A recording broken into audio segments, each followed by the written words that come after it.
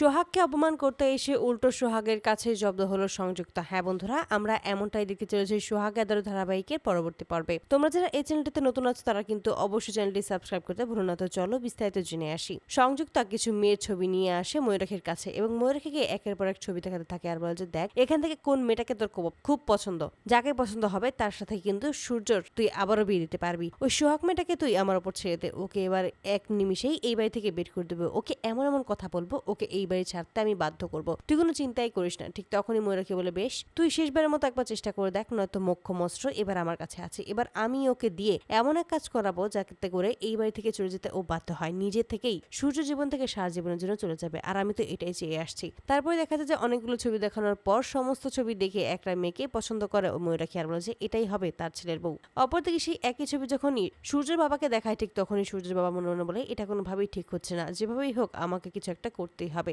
তারপরে বিভাগের কাছে আসে এবং তাকে এসে সমস্ত কিছু খুলে বলে যে ময়ূরাখী সূর্যের জন্য মেয়ে দেখছে, সোহাগকে যেভাবেই হোক ওই বাড়ি থেকে ওরা তাড়িয়ে ছাড়বে, কিন্তু আমার মনে হচ্ছে এটা কোনোভাবেই করা যাবে না, কারণ সোহাগ ও সূর্যের বিয়েটা আইনগতভাবে করতে হবে, তাই ওদের রেজিস্ট্রিটা করতেই হবে।